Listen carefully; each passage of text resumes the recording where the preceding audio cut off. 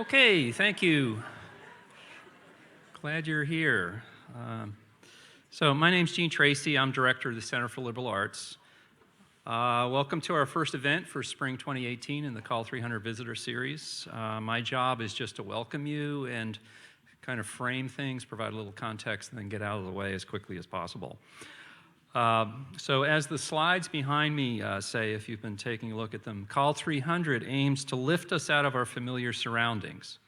The on-campus courses that are associated with this new curriculum, which many of the folks in the room here are students in those classes, these courses are aligned each semester with the Call 300 Visitor Series and organized around a common theme. This semester's theme is sustainability, and we aim to approach that theme from many different directions. Not the obvious one of environmental sustainability, but also cultural, where sustainability blends smoothly with questions of memory and history, and the hard task of building communities that last. Our speaker tonight, Zena Howard, is a perfect blending of those different aspects of that theme of sustainability, touching on all bases. Now, we ask that our Call 300 visitors share of themselves, not just what they know or what they've learned, but to talk about their lives, to interrogate that Call 300 theme from their own lived experience. So Zena tonight was lead project manager for the National Museum of African American Museum of History and Culture in DC. My colleague, Jackie McGlendon, who is chair of the 50th anniversary committee for celebrating the arrival of African Americans on campus. Jackie will be doing a more complete introduction of our guest here in a moment. But I note in passing also that our moderator tonight, Fanshawn Glover, who's our Chief Diversity Officer, who will be up here on stage with Zena later. Sean was a sorority sister of Zena, which she was very excited to hear when Zena was coming. And because they belong to the same sorority, she reached out to that network. And are any of them here tonight? No? Okay, well anyway, they were invited, so they had dinner last night. So that was all part of the visit, which we're glad. If you are, welcome. Glad you're here. Also, hopefully some members of the local community. If you're from the local community, these certainly are open to the public. You're welcome as well. We're glad to have you here. There are just a few highlights that I was suggested to include here. In addition to Zena's involvement with the National Museum of African American History and Culture, she also works on designing spaces for neurosensitive students and is currently working on a National Motown Museum. So if you're interested in that, write it on your question for the question period. She was a UVA undergrad, which we'll forgive her for. And her visit here, as I've already mentioned, was part of the 50th commemoration. And I'll also note that the theme of that commemoration is Sankofa, which is an Akan word for the idea that it's not taboo to go back and fetch what you forgot. And again, it's that cultural sustainability idea and memory. I also want to point out we're welcoming 3 women who were trailblazers for that 50th anniversary last night. Lynn Briley, Janet Brown, and Karen Eli, and 2 of them are here tonight. And I'll let Jackie do a call out here in a moment. Now tonight, just to let you know, we're taking both written and oral questions from the audience. Hopefully you were given a 3x5 card on the way in. I would just ask that students get first dibs. So when the lights come up and we start asking questions, the students get first attack. If you want to submit a written question, then just fill it out. We'll have runners a little later. We'll also be coming around the microphone if you'd rather just go ahead and ask it directly. I'd like to thank Ben Boone and Sharon Morris for organizing a lot of the background here. They always do an amazing job.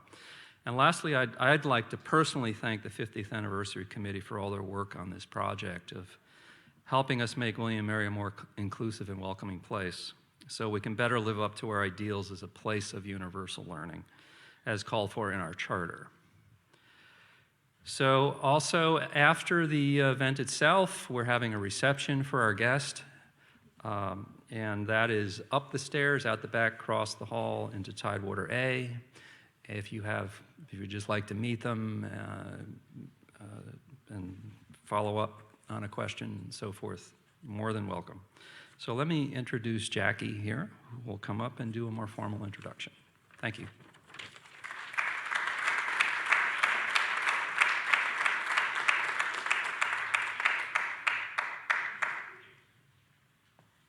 Okay. Good evening. It is wonderful to see all of you, so many people here this evening. I'd like to begin by thanking the Center of, something's going on here. Am I killing you all out there with this? Okay, I'll stand back. But I'd like to begin by thanking the Center of Liberal Arts Director Jean Tracy, Associate Director Ben Boone, Iyabo Oshiapem, Arthur Knight, and other fellows of the center for seeing me through the COLL 300 visitors proposal process and for the opportunity to collaborate in bringing tonight's guest speaker. All of this academic year, 2017-18, the Planning Committee for the 50th, I think I'm doing something wrong to this thing, but just bear with me, okay? The Planning Committee for the 50th anniversary of African American students in residence at William & Mary has been holding a series of events pertinent to commemorating this important milestone, with more events to come during the next few months. But some of the most memorable parts of the year have been those times when we have had with us the three women who made that courageous journey 50 years ago, from 1967 to 71, as the first African American residential students and the first African American women to graduate from William & Mary. Lynn Briley, Karen Eli, and Janet Brown Strafer.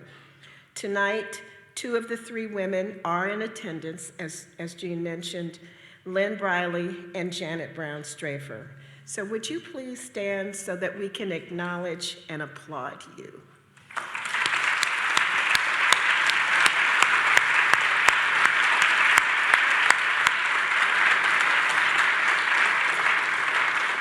Thank you.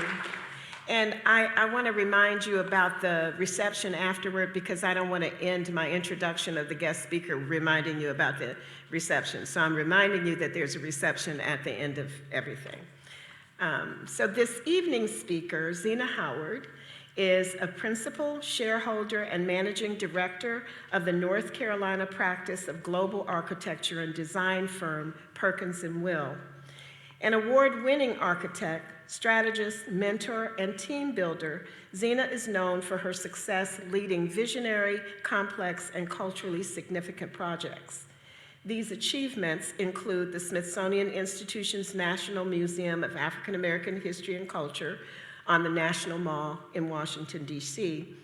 In her role as senior project manager, Zena had a multi-firm and multi-stakeholder team and she led a multi-firm and multi-stakeholder team along an 8-year journey from its underfunded concept phase to final occupancy and celebrated public success.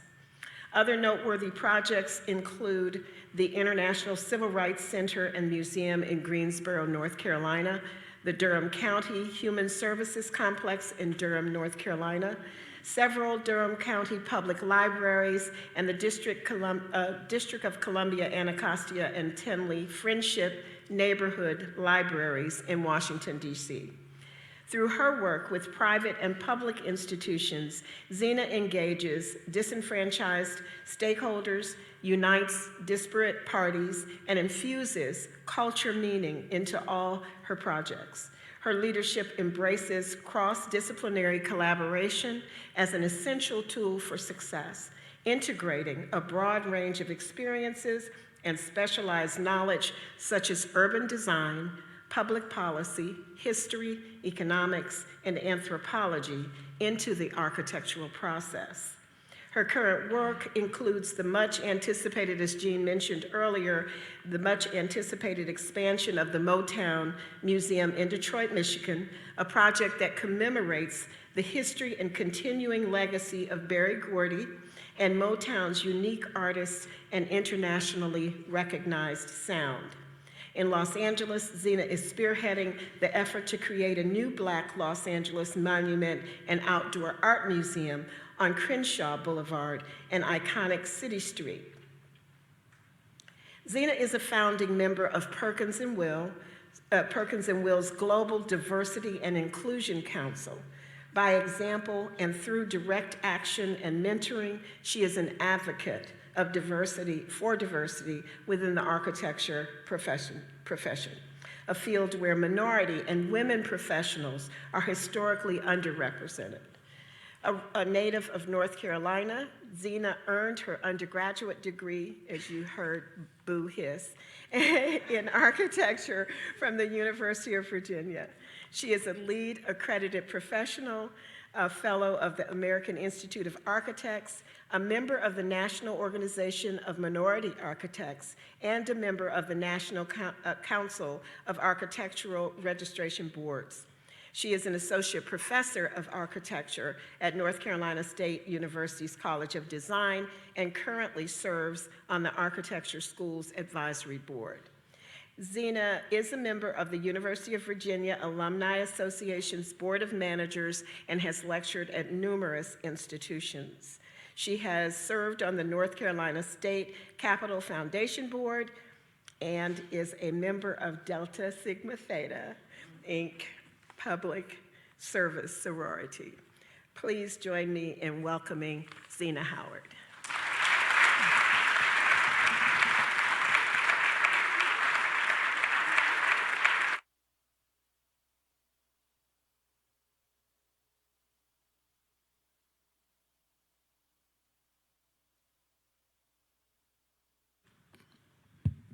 I think I'm live now, yeah. Thank you, Soror, for that wonderful introduction. And it's so wonderful to be here with you all. I've been here, spent the last 3 days. They've been fantastic. And so many of you out there, I can't see you, but I know quite a few of the students I've had the opportunity to engage with, and of course the faculty. So thank you for having me. It's an honor. So I want to leave enough time for you guys to ask many questions, which I know you are armed and prepared with because you were told to be.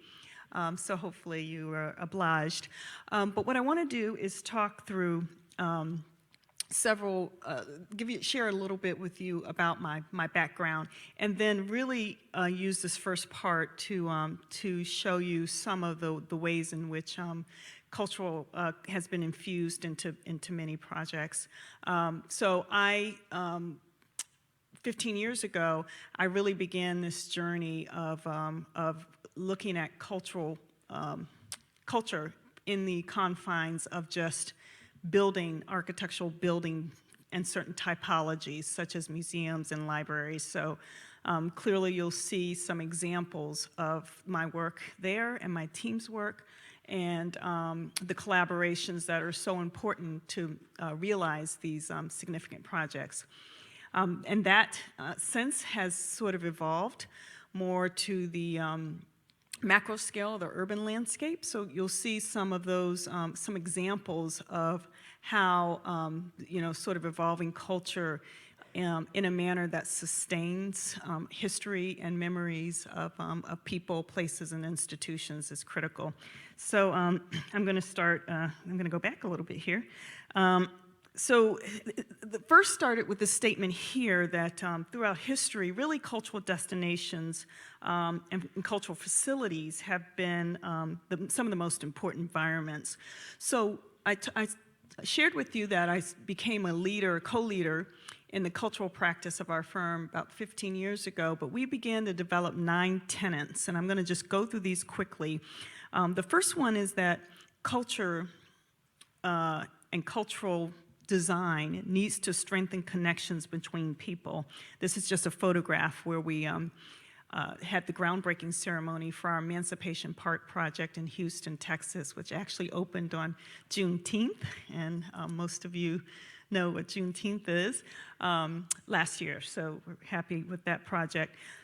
Collect, share, and preserve history, as you see here with the Athletic Museum at the University of Cincinnati. Build community awareness. This is our Center for Civil and Human Rights in Atlanta. I'll talk a little bit more about this project. Foster memorable experiences. This is the Shanghai Natural Science Museum. Embrace cultural identity. Again, image here from the Center for Civil and Human Rights. Create transformative experiences, and if any of you have been to the Atlanta Beltline project, that project has literally been one of the catalyst projects that has transformed that city. Celebrate memory, the Mary Rose Museum. Honoring unique assets. This is another photograph for the Center for Civil and Human Rights of the MLK papers there.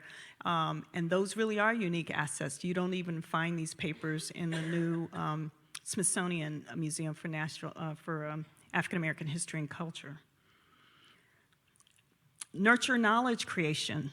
Very important. This is our Martin Luther King Library in Washington, D.C., the Digital Commons. So those 9 tenets have led us to sort of this statement where we believe that learning and knowledge sharing should be an integral part of all places, a continuous part. So wherever you are, in whatever space you're in, whether it's indoor, in buildings, in between buildings, outside of buildings, you ought to be able to have a connection to that place. You ought to be able to connect it to something. So I'm going to go through 4 examples of buildings where, we as designers and architects have the opportunity to just provide a space that's functional and practical, or we push ourselves and test ourselves to do more. So this is the Harvey B. Gantt Center for African American History and Culture in Charlotte, North Carolina. And by the way, all the projects that I'm going to show are routed in largely in African American history and culture, because it's February, and that's what we're about in February. But this also is relevant for a number of other reasons, and I will explain to that when I get to the more urban examples. So Harvey B. Gantt, if you see that little red, get my pointer here.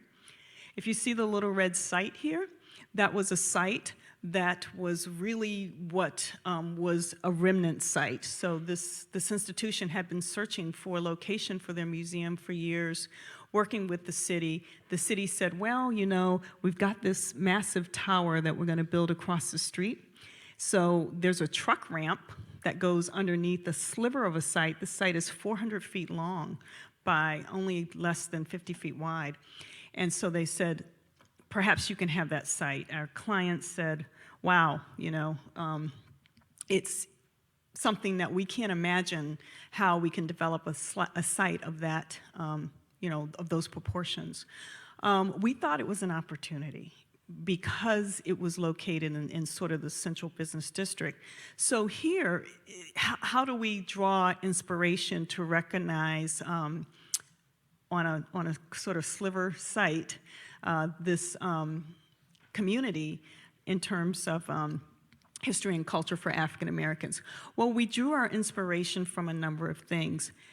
The site where this was located, right down the street, was a historically African American site called Brooklyn Village. And in that site, there was a school called the Old Myers School. And that school had a edifice on the exterior, and it's called Jacob's Ladder. They actually referred to it as Jacob's Ladder.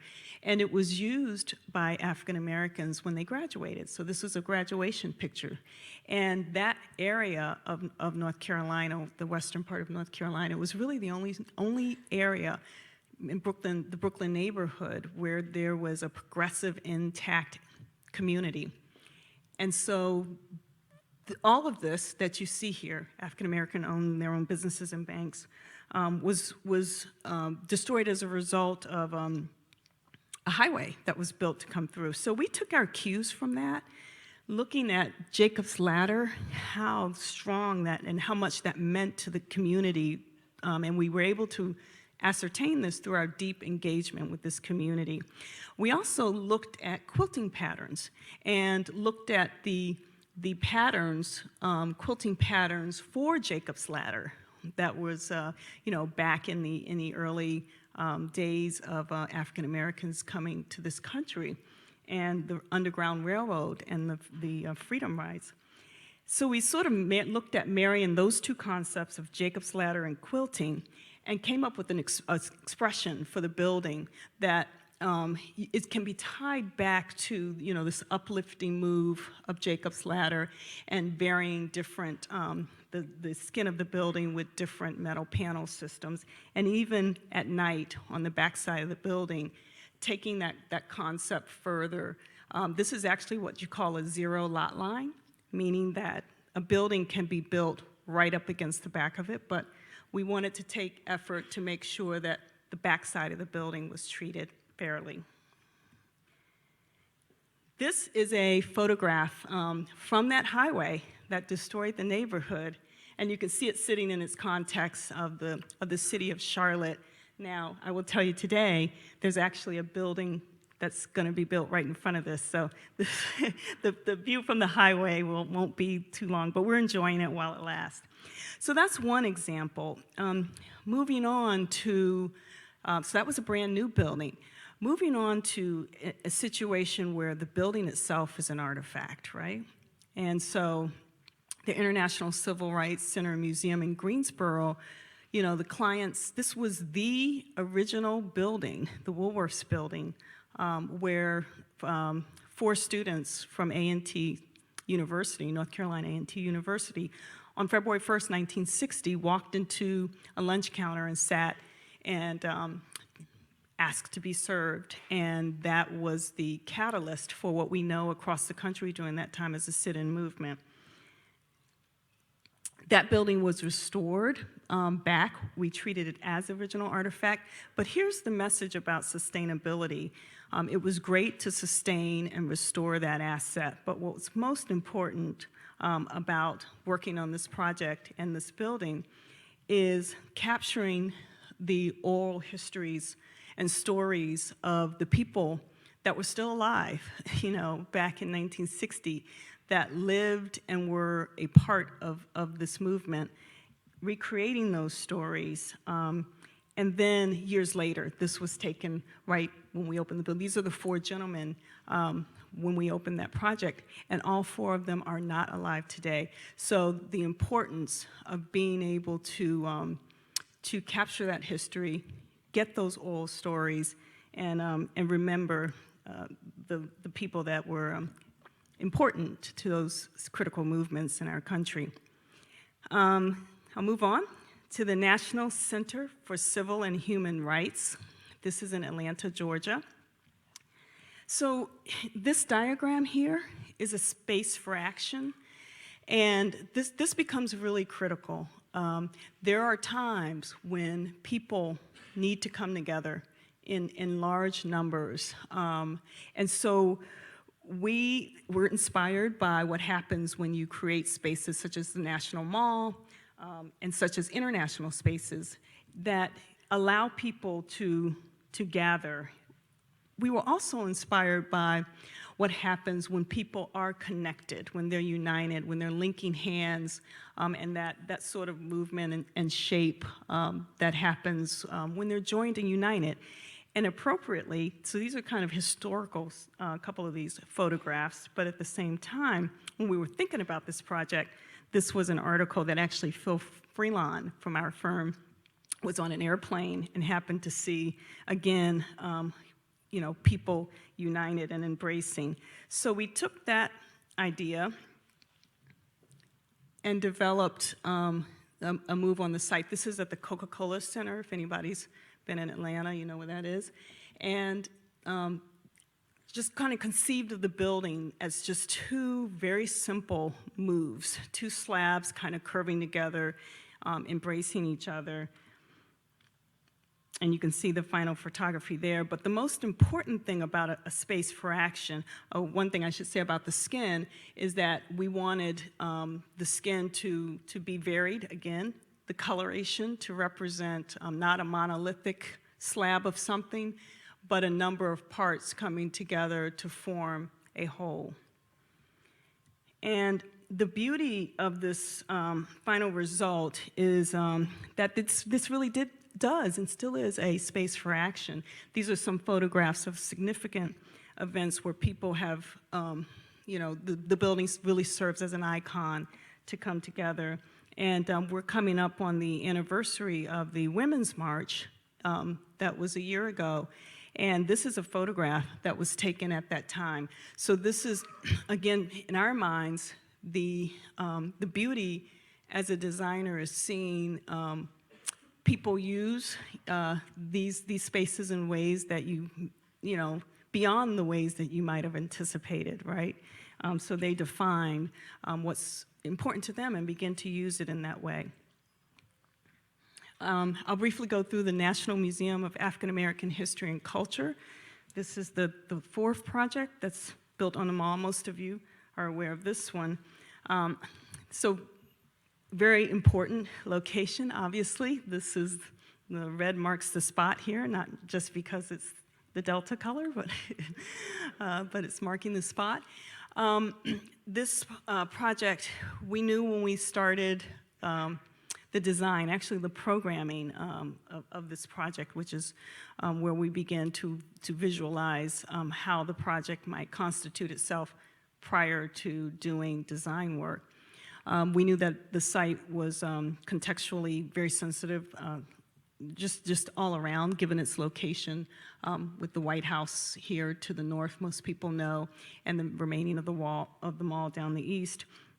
What was critical to us was that this location here was at the center, it feels like the epicenter of all of these major monuments. So somehow, the site, which was the last buildable site on the mall, has extreme prominence given its centrality.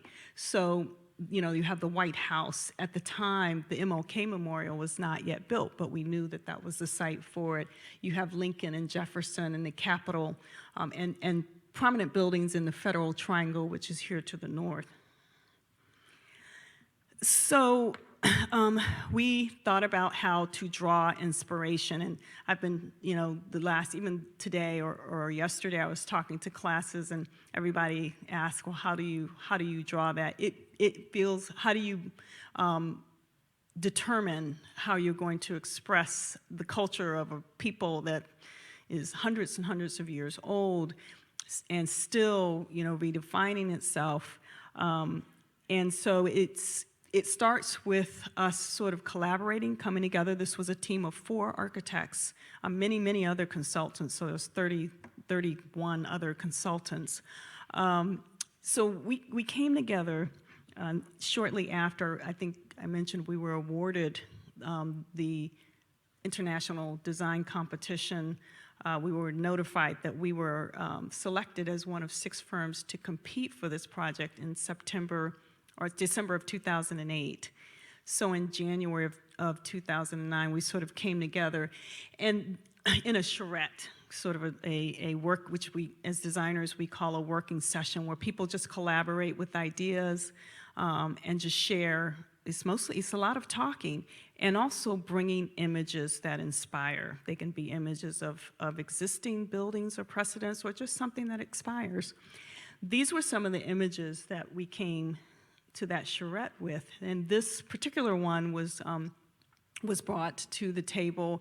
It was, we were having the charrette literally 4 days after President Barack Obama was inaugurated as President of the United States the first time, his first election, and this was an image that somebody took of what people, the gestures people make when they celebrate, and we can go back to historical images. So that was something that inspired us, just that form of human expression. There were also things that inspired us in terms of light, how light can be focused and moved and directed to a space, and how light, natural light, sort of lifts the human spirit. We were also inspired by agrarian concepts here that you see, such as farming. And down here at the bottom, this notion of the porch was really intriguing.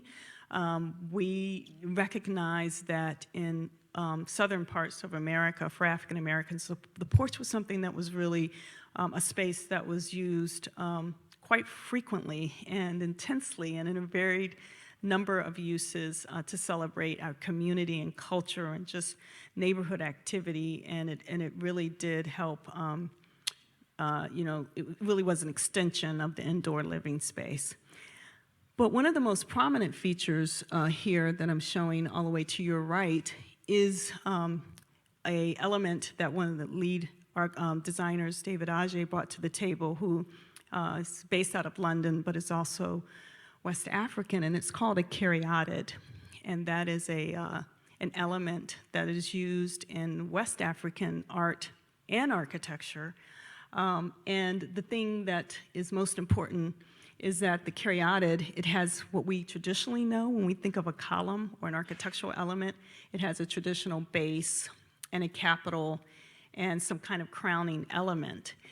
So we were intrigued about the fact that it's basically Yoruban, so it's from an area of West Africa where a lot of slaves were exported from.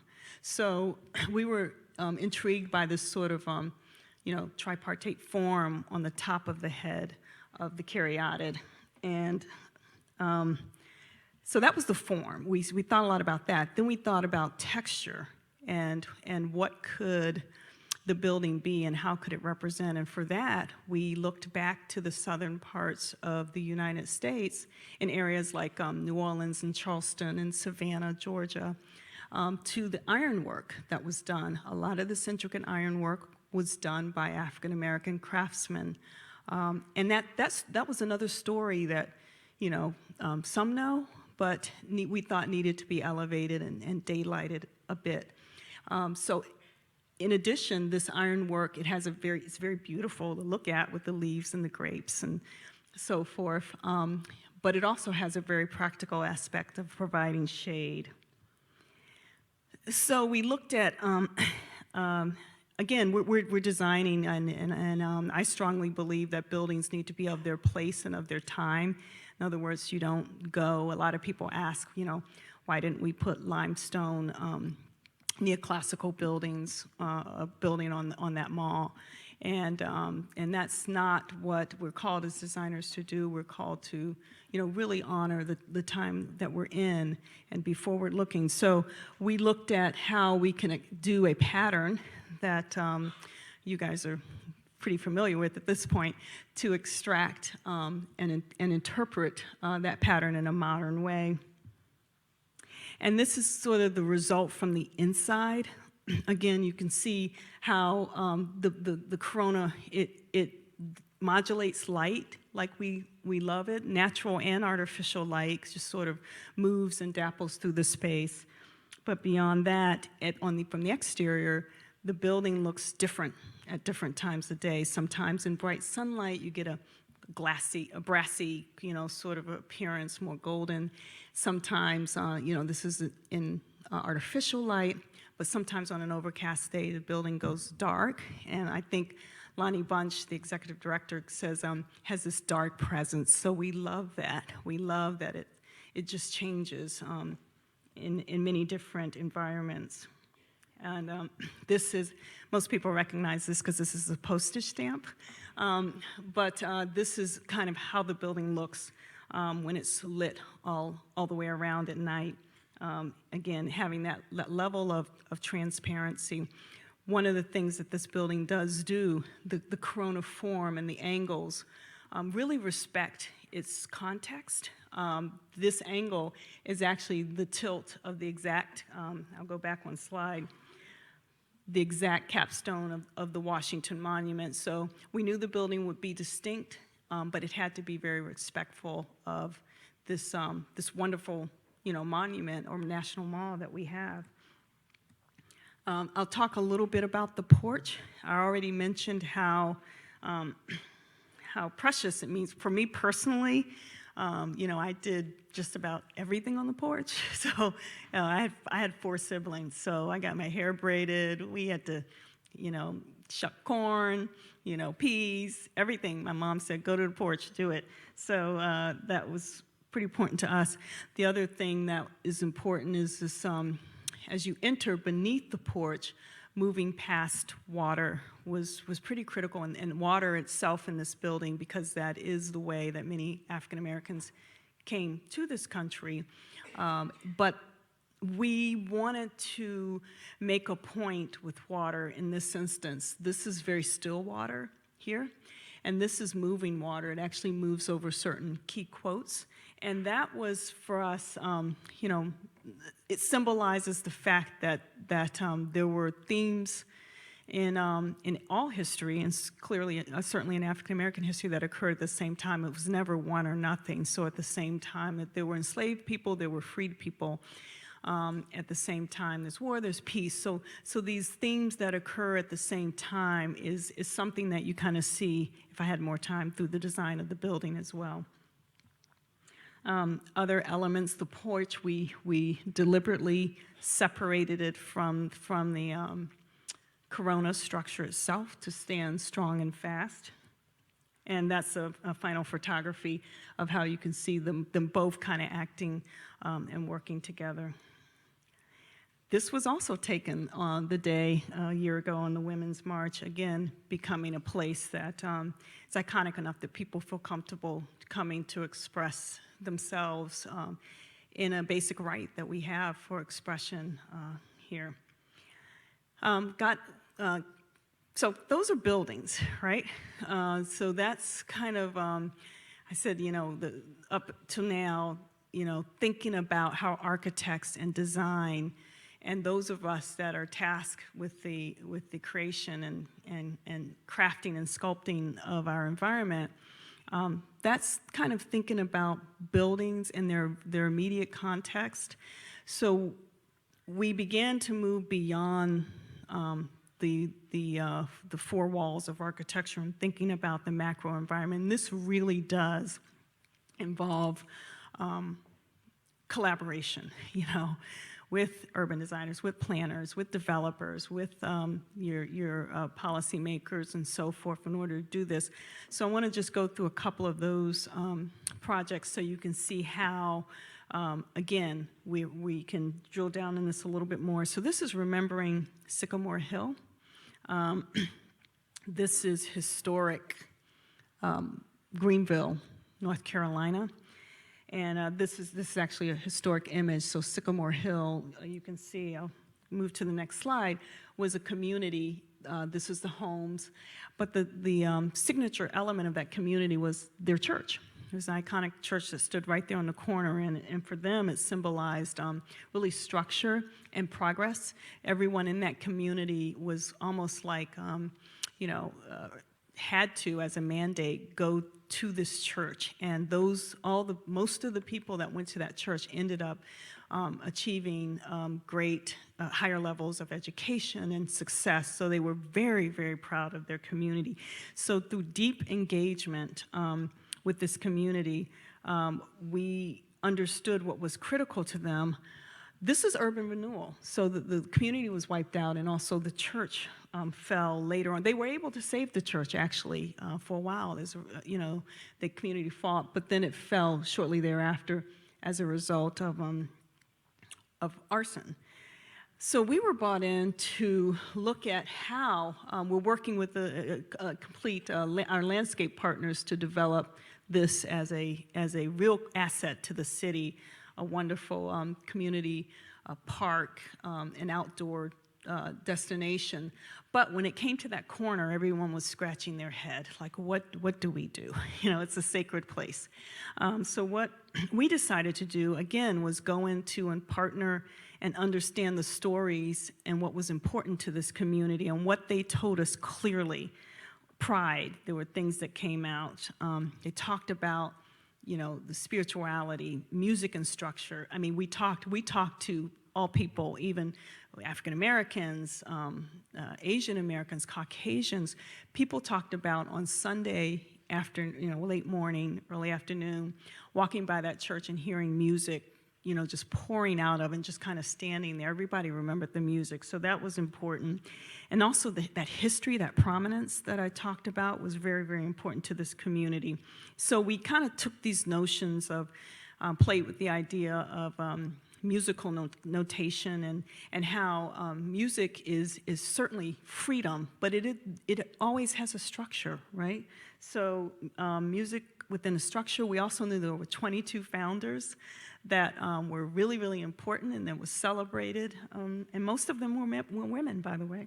And then we looked at the historic plan of the church. The church was pretty much in that location, a little shifted off, but there were important elements to this plan. There were places of gathering, entry welcome where the choir was, and there were key elements where stained glass windows marked some of these spaces. So we knew stained glass was important.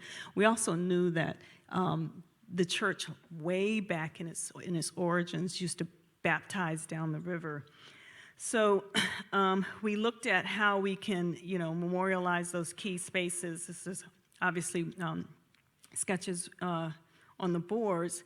And so we brought back in the stained glass window and also, you know, interpretive experience and elements so that you see prominence, but that you also see the recreation or, you know, of how that congregation space might have been, learning and understanding and listening to stories of people that once lived in that neighborhood. This was the tower that you see in the back, and then that was the approximate location of one of the major stained glass windows, but it becomes, you know, sort of a remnant space. So that was on a smaller scale, just like a 1 acre scale. Moving to Vancouver, this was an interesting challenge.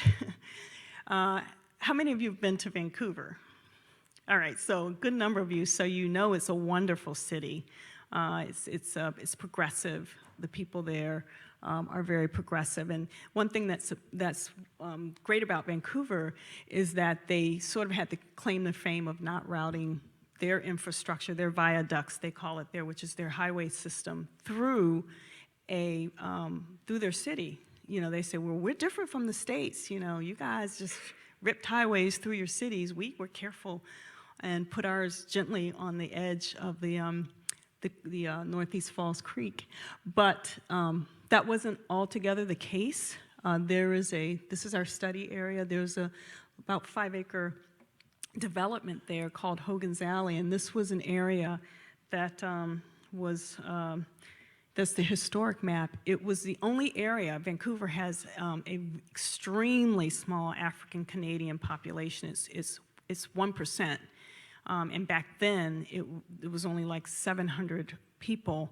So, but this was a very diverse community. It also had Asian Canadians there as well. And so when the highway was routed through, the highway did not go through there, but they took the off-ramp and routed it right through that neighborhood and wiped out the neighborhood. So what you see here are some of the uses and businesses that were there. There was also some dilapidation, of course, some areas that were not kept up as a result of disinvestment and as we know, policies in that community that didn't allow investment. But there was an alley there called Hogan's Alley, and that was an area that the community celebrated.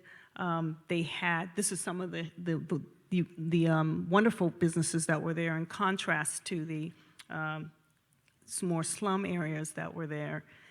And I'll say this in a minute. So Hogan's Alley, and this is not an exact picture of Hogan's Alley, but there were parts of it where people had prominent memories of these H-frames, that were power, poles and infrastructure, but they had memories of them.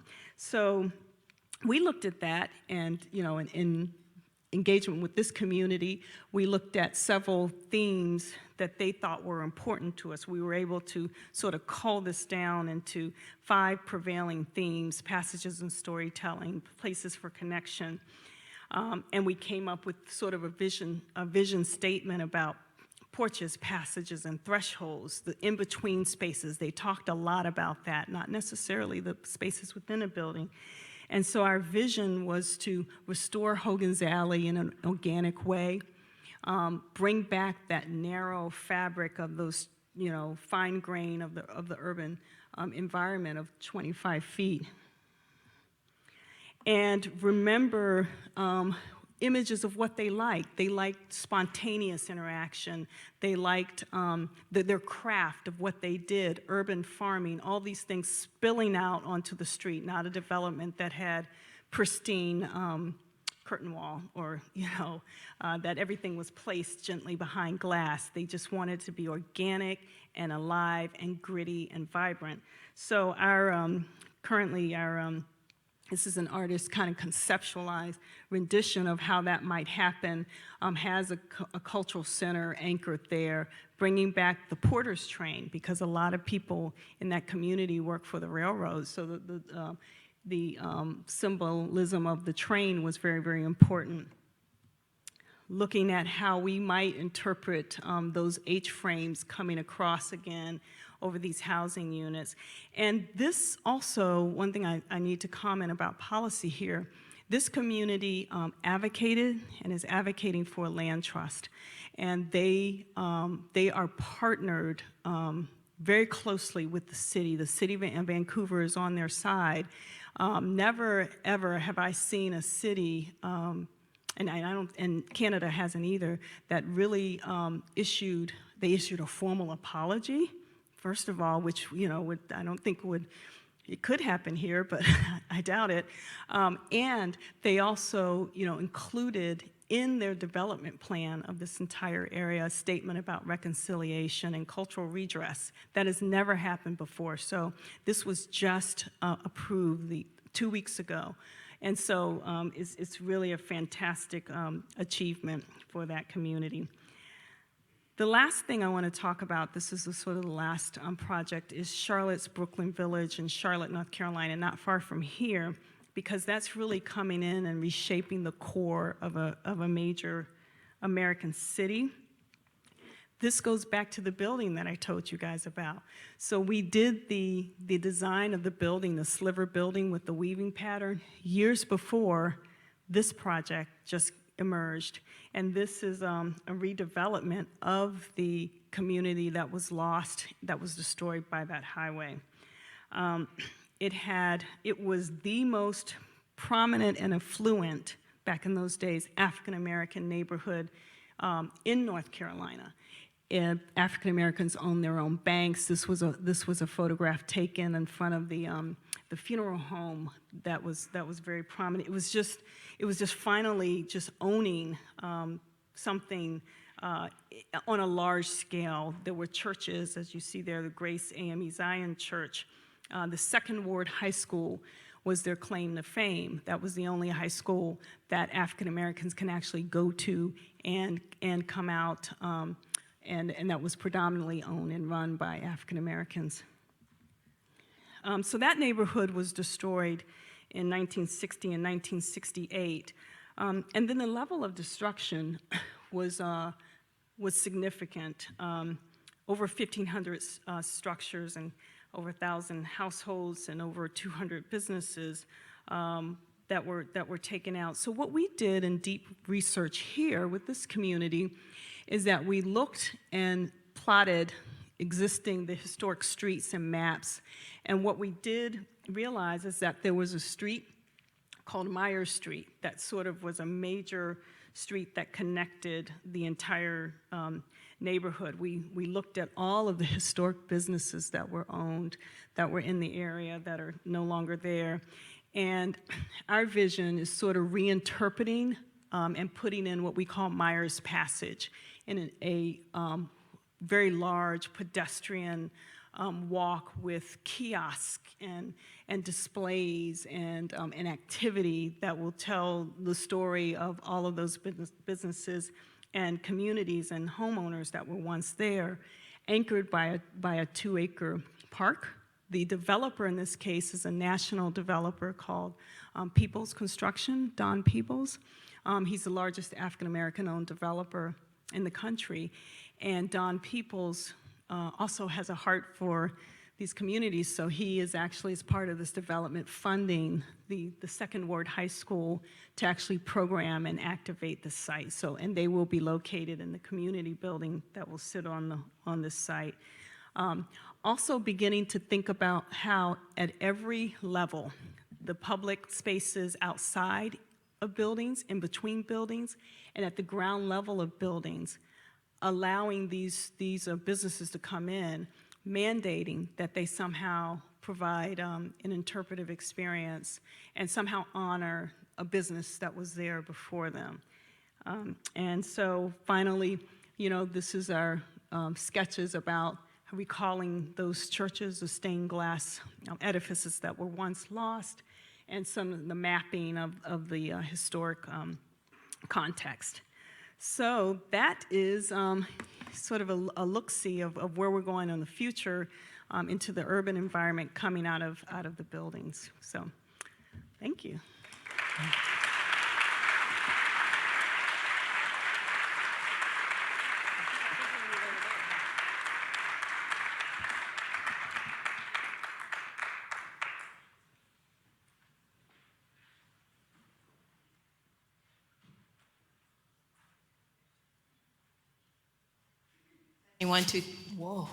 Testing 1, 2, 3. Can you hear me?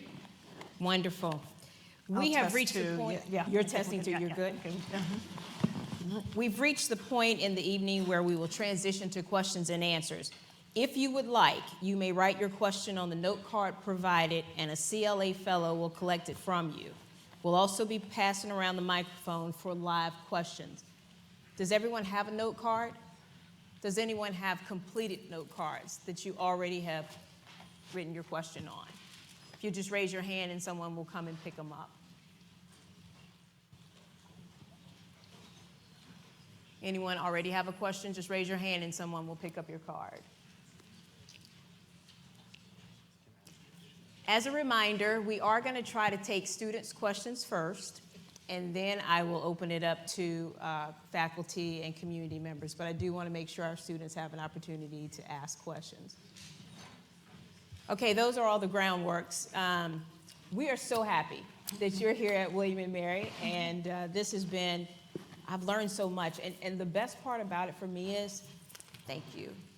I have learned so much about places that I went to the Greensboro Museum. I've been to that. I've been to the African American Museum of History and Culture. And it's beautiful. I mean, and I don't even know what goes into everything that you did to make it happen. But before all of that, usually when you're about 8 or 9, 10 years old, people say, what do you want to be when you grow up? Mm-hmm. Did you always say an architect? How did you know that this was the area you wanted to work in?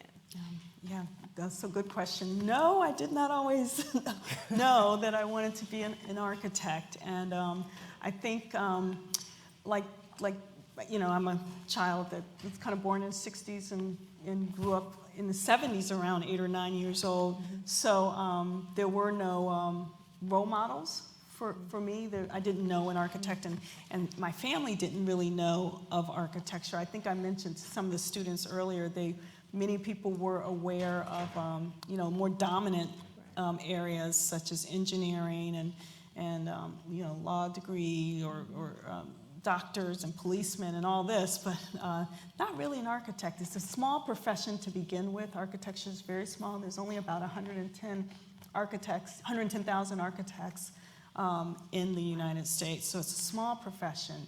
And then when you kind of drill down further, there are even fewer women architects and fewer African American architects.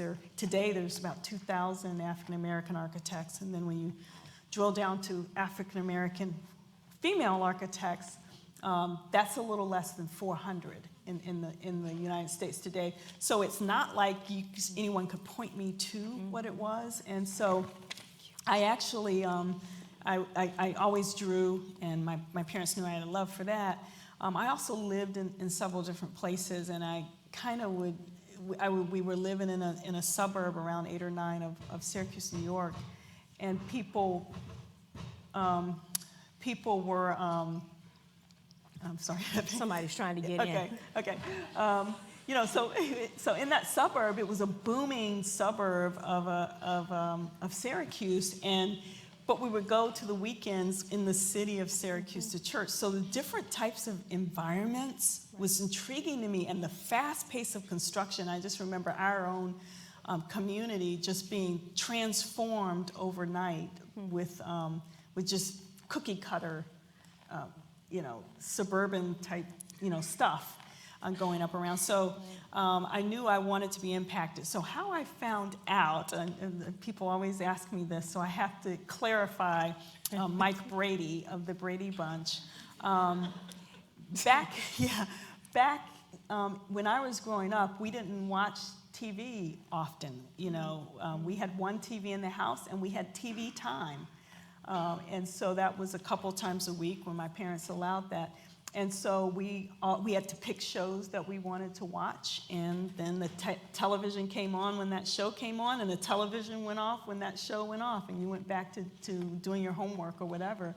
And so one evening, there was an episode of the Brady Bunch, We used to watch that, and we used to watch Jeffersons, all of these shows.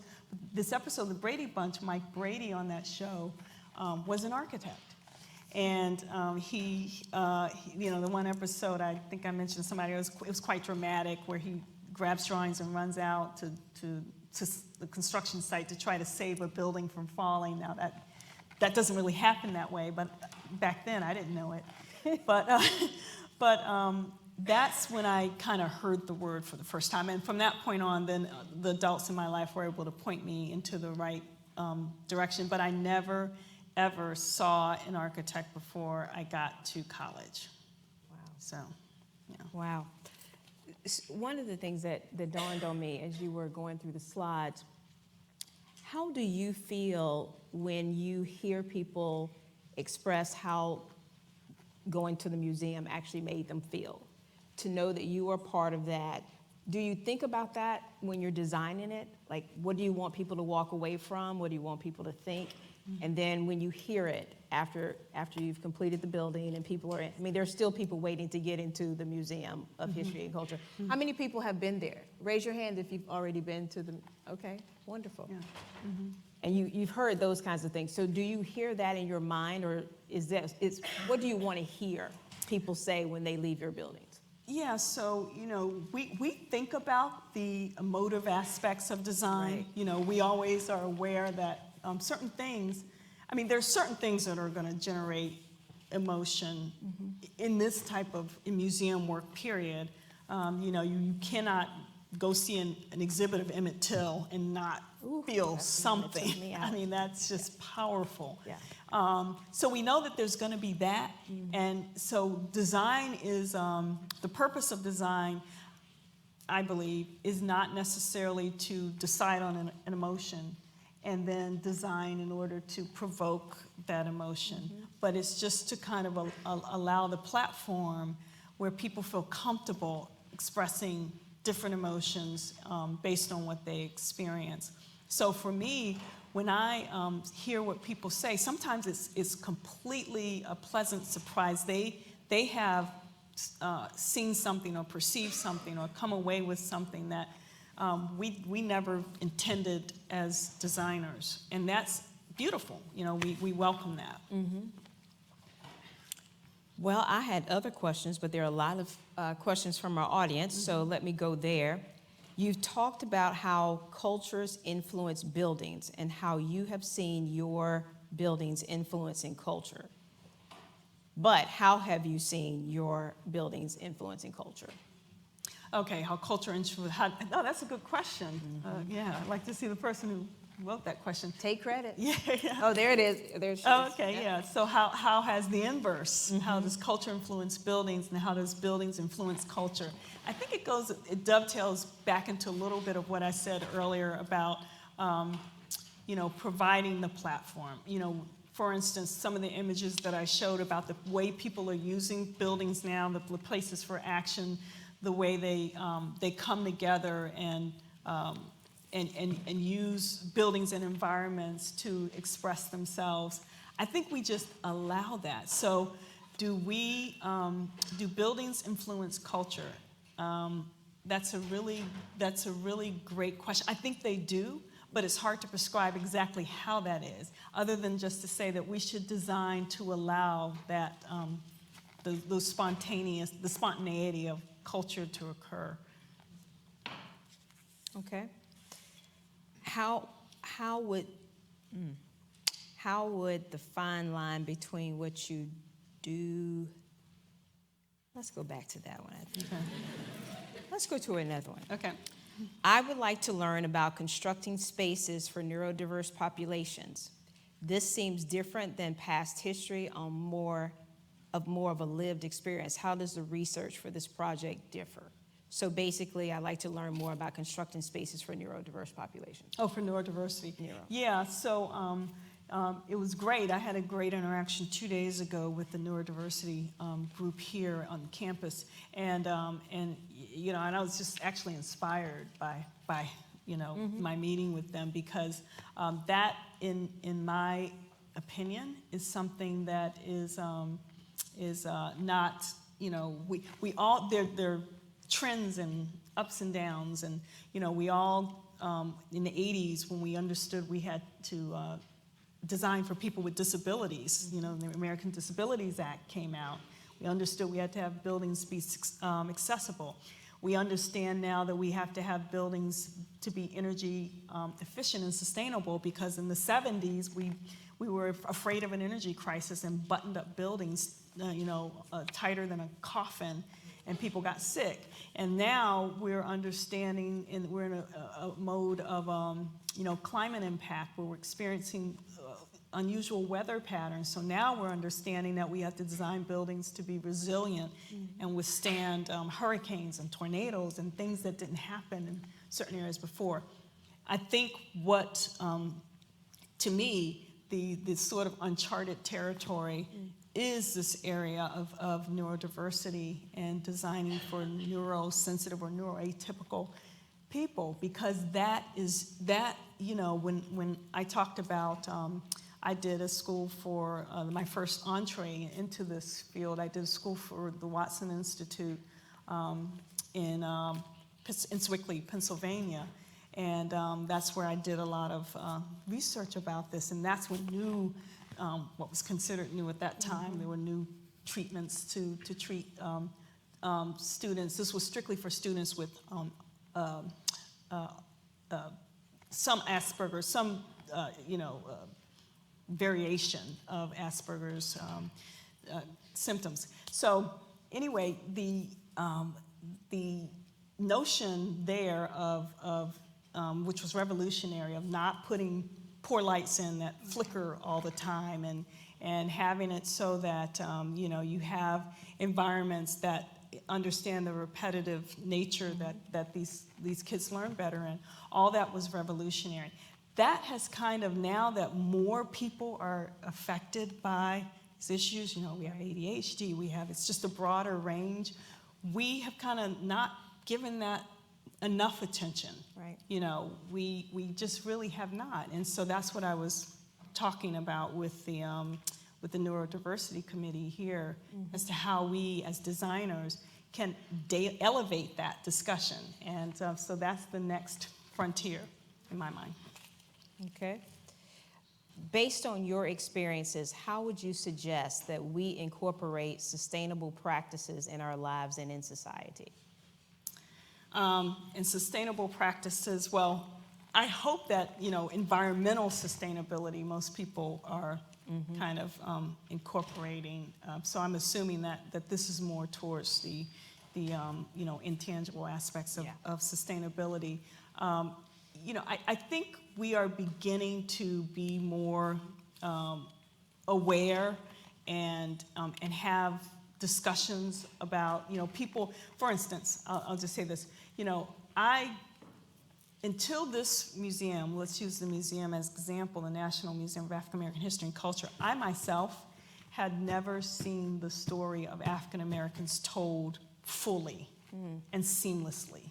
I mentioned that, I had to, if I wanted to learn about slavery, here's a slavery museum in this city. If I wanted to learn about civil rights, I had to go here. And even in school, it's just kind of, when I was going, it's kind of blissed over, like, let's get through this quickly and check this off the list.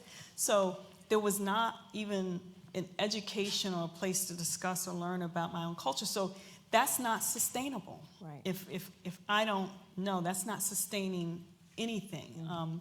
History. So I think now what we can do as individuals is being more open and sharing and understanding the importance of institutions that share and tell stories, whether it's their museums, the Holocaust Museum, whatever, the American Indian Museum.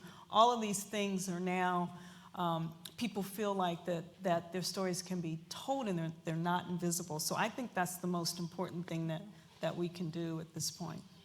Okay. What is the project that you're most proud of? Most proud of. So a lot of people think it's the National Museum of African American History and Culture, but actually the project that's really, I won't say most. It's kind of like picking your. So I won't use the superlative, but I'll say the library that I did in Anacostia, in Washington D.C. That was really special to me, and the reason why is because when we started design, we were doing 2 libraries at the same time, the Anacostia Library and then Tinley Friendship. And Anacostia was in a predominantly African-American neighborhood. In Anacostia, or Tinley Friendship, that area is second to Georgetown in terms of wealth per capita, income per capita in the DC area. So it was 2 very different populations that we were engaging with. But when we went in to talk to the people at Anacostia, originally the community there, they had been so long without a library that they basically said, well, just give us a building and be done with it. And when they understood we're engaged in the process and they got excited about partnering with us to create this building that's going to be a part of their community, they got so engaged and so excited. And I told the story earlier this week that library, the children, it also has the largest number of children per capita in the DC area. They had these wonderful children all over the place that had no library for 10 years. Wow. So they wanted to celebrate their children. So we designed the library so that the children's area is front and center. So it's got a big green, canopy roof with that children's area front and center. And that was a bold move for that community because at first people were thinking, gunshot, could come in, and the kids are up front, they're not in the back, they're not protected. What would happen, or should we put bulletproof glass? And they made the bold decision, no. If we start thinking like this, if we start building, walls and security and visible security device and all this stuff, let's take a risk on it. Let's have faith in our community that they're going to sustain this, and they did. So I will tell you this: years later, President Barack Obama visited the library, and the Secret Service put bulletproof glass in for him. And so I said, the children There went didn't that need concept. it, but the grown man did. Okay, all right, I get Wow. it. So children can be braver than adults sometimes. Wow. Yeah. To what extent do you take a project's immediate surroundings into consideration when planning the design of a building? And how do you orchestrate the dialogue between the structures? Oh, yeah. So that's very important. Buildings have to be contextualized. And part of the problem that we're having with the built environment now, whether it's buildings, whether it's discussions about memorials or monuments and all these things, is that they're decontextualized and they're self-serving and they're just designed onto themselves. It's an ego thing, right? So I always say buildings should never be egotistical, and they need to understand the context, the palette in which they are. And you see bad design when that happens, when people, I want the color orange just because I like it as a designer, so you get it, Right. So I think it's extremely important to understand the context and design within that context, because it's a network. It's not an individual standalone move that you're making in a community. So I'm practicing my Oprah moments. I've Okay. watched her a lot. I think she would take a break now and ask if there are any questions from the audience. You're good. See how I move that? Yeah, I'm that's learning. good. Any questions from the audience? Is there a microphone close by so that others can? Oh, they gave it to somebody else. I'm coming to you. Yes. So I was wondering, you spoke a little bit about drawing inspiration and creating a building's design language. I was wondering if you could elaborate a little bit more on your process of sort of designing the building's narrative and also keeping in mind the functionality of the space. Yeah, so the process of designing the building's narrative, it's always a balance, right? Because you have, I think I mentioned earlier, if buildings were pure art, it would be great because you can just design something and put it up there, but we have functionality and we have very real aspects of health, safety, and welfare that we have to abide by. But it takes effort and work to understand that the building needs to tell a story. It needs to adhere to some kind of narrative that's grounded in the values of the community and the people that it serves. That takes a little extra effort. And it's hard, but it's achievable. And I think you'll find that some of the best designers and design firms are the ones that push that envelope and don't really compromise. They're able to strike a real balance between those two, so they're not necessarily competing interests. And in the end, you come up with something that serves both. Good? Okay. Yes, down front. Thank you for such a phenomenal and inspiring presentation and your work. So I am very interested. I heard that you were working on renovating the extension of the Motown Museum, and coming from Michigan and having Motown Museum being one of my favorite parts of Detroit, and just a part of my own, history growing up listening to Motown music. I'm very interested to know how you plan to keep. My colleagues and I were very sad to hear that they were renovating because of the fact that Berry Gordy's house, and then the house he bought the house next, and just showing this entrepreneurship, and then building the whole row. So how do you plan to kind of keep that essence of this clearly familial ground up structure as you renovate it? Yeah. So Motown, and I didn't show that project. I wanted to, but I was afraid of time.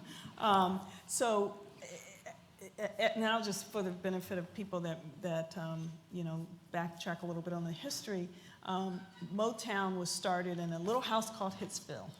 And that's what she's referring to. That's right there on West Grand Boulevard. And Berry Gordy actually purchased that house because it was the only house in that area that had a detached garage that we call Studio A, that he could record music. And Berry Gordy, he was an individual. He was working in one of the big four. He was just on the assembly line like all people, Detroit was one of the cities of the Great Migration where many people, African Americans from the South, migrated to find better opportunity. And it was a city ripe with opportunity because of the car manufacturing industry. So he was just there working, and he began to imagine through the cadence and the consistent rhythm of the machines on the assembly lines, he was able to imagine beats and rhythms in his head. And so he said, I think I can make music. And his sister, Esther Gordy, gave him a loan, and he went and bought that house and then drove around and plucked little teenagers off the street, little Smokey, little Diana Ross, Smokey Brown. These were kids. They were like 17 years old. Wow. And he had this vision that he could take these kids, because back then music, African American music was sung in neighborhoods, right? They were on the street corner. My dad talks about his little group that they had on the street corner. That's how they sung. So you could just ride on the street and hear the talent, pluck these kids off the street, and put them through a process to make them create that Motown sound. That's how that music was generated. One other little known fact, if you haven't done the Motown tour, I'll tell you about, is that the house itself, major music companies could not figure out how that classic Motown sound was generated. It has a certain reverb, anybody that's into music. And so they tried to reproduce it in Los Angeles and California in their studios. They could not. The reason why Motown has that sound is because the Hitsville house has an A-frame. And what Berry Gordy did from that little detached garage, he piped the sound, just jerry-rigged, and piped the sound through the A-frame of the house and recorded off the reverberation then. And that's what created the Motown sound. It was actually the house. And that's why they could never recreate it. So all that music. And then Berry Gordy, to your point, was entrepreneurial, so he purchased the houses down. So our design is very respectful of the campus of buildings of the original historic building. Hitsville is on the historic register.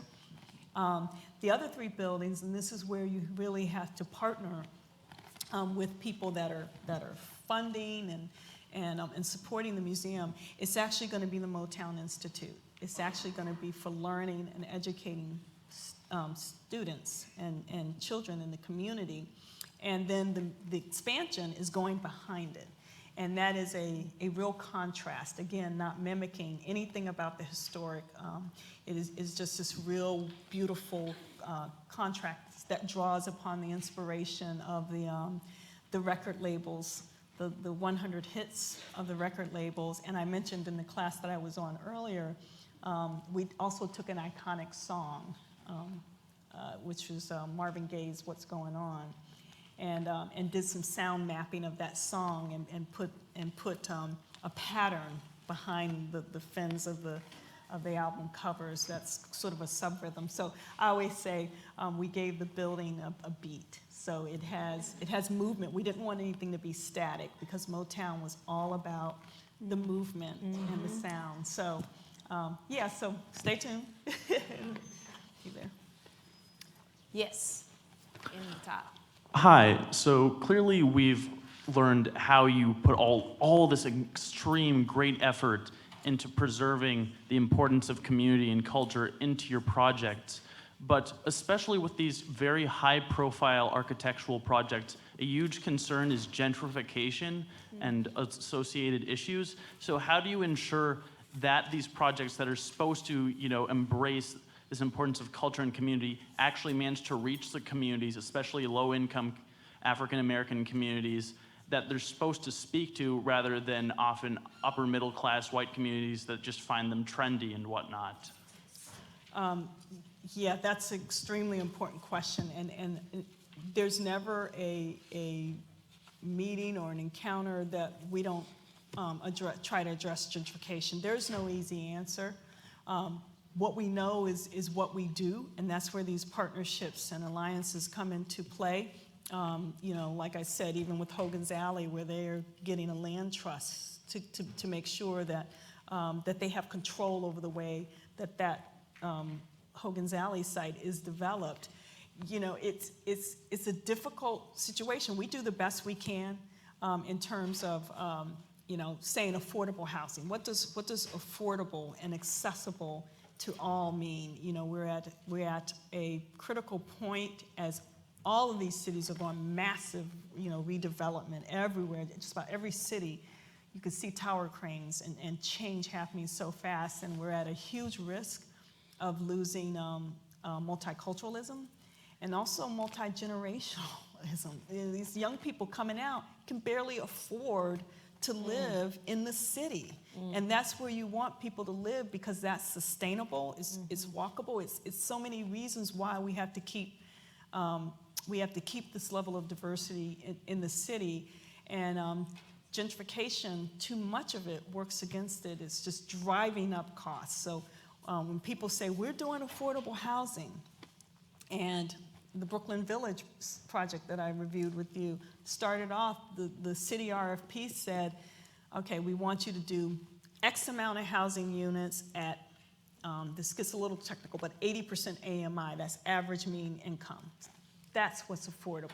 Okay, average medium income is skyrocketing, you know, in terms, and so that's not affordable to somebody that, at all. So with this developer, and the reason why I'm so proud of this project is that we were able to put a proposal in that said, we're not gonna just do, you know, we're gonna do 200. We're gonna more than do what the city asked, and we're gonna try to hit, you know, 60-50% AMI to make sure that this is affordable for the people that it displaced. So you really have to partner with your local government, with your, you know, in order to do this. Designers can't do it alone. We'll end up walking away from communities and coming back, and they're not sustainable, you know, for many people. Okay, let me go back to cards. I'm going to come back to the live audience. When so many of the communities you commemorate through your architecture and designs have been destroyed, how do you communicate with people and find out which elements and values to highlight to properly honor them? In other words, what is your research process? Yeah, so the research process is deep, and we embrace very, very deep stakeholder meetings. Actually, when I leave here, I leave here and I'm going to, I've got to be in LA Monday for 3 days of a third, you know, community stakeholder event for a project that I'm doing, an outdoor museum there. Those workshops are 2-3 days of just hearing the stories. And I think somebody asked me a question earlier, and it's not just hearing the stories, right? Because it's enough to just tell people to talk to me, but you've got to provoke them to talk to you. So we have ways of putting things in front of people to get them to respond. Even people that are sometimes the people that are the quiet ones are the ones that you want to hear from the most. So we have ways in which we make sure that we get their voices. So then once you have all of this, I think the question is getting to how do you decide what you're going to express or what's important or what's valuable. And that's where artistic license comes into play. That's where, you know, we as the creators just decide what seems to resonate, some with us, and what we heard most from the community. So it doesn't end up being designed by democracy, so to speak, because it ends up being, you know, just distilling out and trying to get things to the best of your ability down to their pure essence to be able to tell a story that will appeal to most people. And it's not like when you guys go to these buildings or places that you know the story. You would never know any of these stories if you weren't sitting here listening to me today. That's not the point. The point is it was generated out of that. The point is you're going to feel something, regardless if you know that, you know, the corona was derived from a Kerry Audit. You know, you may or may not know that, but our sense was we hope that that form and what you see feels uplifting, and it's something that you somehow feel, comfortable in and resonate in. So we do take creative license in determining the stories that we express. Okay. You mentioned how you try to make your buildings and designs a reflection of modern times and styles. How do you balance this with trying to design buildings which will stand for centuries amid changing styles? Yeah, so that's a good point. So, if anybody is an archaeologist in the room, when you go back, we're able to date stuff based on the periods, right? And so that's why it's not necessarily always prudent to try to mimic. First of all, we don't even build in the same materials that was, built. So you never, it's really just kind of a false mimicry. You can't truly, we don't even have the people that craft, hand make things the way that many of those buildings were, so you can never mimic it. But I always say 100 years from now, I'll just back it up. Our Durham office in North Carolina, we just moved into one of the last two really significant remaining mid-century modern buildings in downtown Durham. We know that that's mid-century modern. Not everybody likes mid-century modern buildings. Some people think they're brutalist, whatever. Those two are iconic, those two buildings that sit right there, and we intentionally moved into that as part of a move to make sure it's preserved, and we love our space there, we love our offices there. But think about, here we are, that was mid-century. We're looking back, we know what happened during that period. It dates itself because it's relevant to its time. So here we are, if you take that example, nobody's saying, oh, this building is outdated, whatever. We come back in and reposition it, repurpose it, and preserve the aspects of that building that were hallmarks of our culture. And hopefully, centuries from now, when we're ancient ruins and somebody's, we're part of an archaeological dig, somebody will be able to yeah, exactly. Someone will be able to know that this building was done in this time period because of X, Y, Z. Okay. One last quick question? Because I promised I would come back to the audience. One last quick question. Yes, it's got to be very quick. Thank you. My question is, you talk a lot about sustainability with buildings. How do you ensure that the oh my gosh, the what? Thank you. The symbolism that you pick for these buildings is also going to be sustainable and not going to change in the next 50 years or so? That's a good question. Yeah, that is a good question. I think the symbolism is for us now, for our time, it's our drivers. If it changes, and if somebody sees something more, I think, history kind of, because we know this because we study, ancient buildings or buildings of certain times that have gone by, we understand the symbolism behind it. So we know it because it's documented and people kind of see it. When we study Palladio or we study these people, we know what they were thinking when they designed. So the historical record will be that way. But quite honestly, if somebody has metaphorically sees something different or has a different symbol, I hear people tell me all the time, and I actually walk through that museum sometimes just listening to what people say. They get something completely different. And so we don't really, we think that's okay. I think it's good if the symbolism changes for people. Well, we have come to the end of our question and answer portion. Please join me in giving Zena Howard a warm thank you.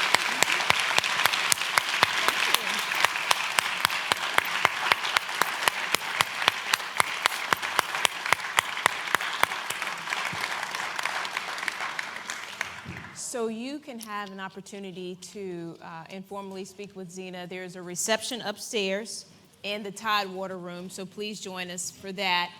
And we would also like to thank the 50th commemoration for helping to co-sponsor this event. Thank you all so much for coming.